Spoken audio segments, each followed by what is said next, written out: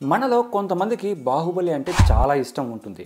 కానీ మీలో ఎంతమందికి తెలుసు బాహుబలి అనేది ఫిక్షనల్ క్యారెక్టర్ కాదు, అది ఒరిజినల్ క్యారెక్టర్ అని. ఎస్, బాహుబలి అనేది ఫిక్షనల్ క్యారెక్టర్ కాదు, అది original character. Nothing but Baahubali అనే అతను prince of Ayodhya, just like Rama.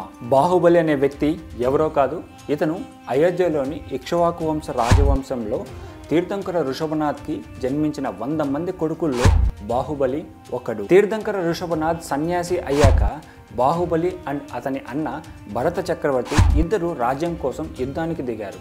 అయితే రాజ్యంలోని పెద్దలు వీళ్ళిద్దరి మధ్య యుద్ధాన్ని అరికట్టి రక్తపాతం ఆపడానికి ఇద్దరి మధ్య 3 పోటీలు పెట్టారు. అందులో నెంబర్ 1 దృష్టి యుద్ధ.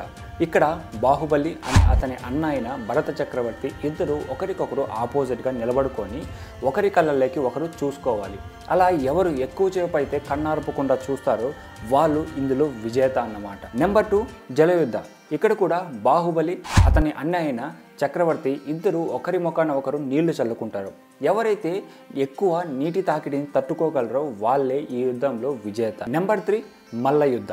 ఇది ఇద్దరి మధ్యలో కుస్తీ పోటీ, అంటే ఫిజికల్గా ఒకరికొకరు తలపడాల్సి ఉంటుంది. ఈ 3 యుద్ధాల్లో బాహుబలి గెలిచాడు అండ్ రాజ్యం బాహుబలి చేతికి వచ్చింది.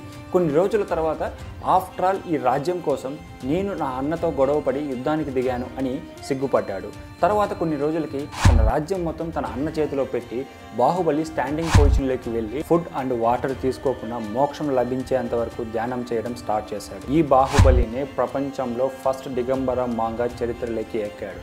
అండ్ ఈ ఫ్యాక్ట్ గురించి మీరేమనుకుంటున్నారో కామెంట్ సెక్షన్లో కామెంట్ చేయండి.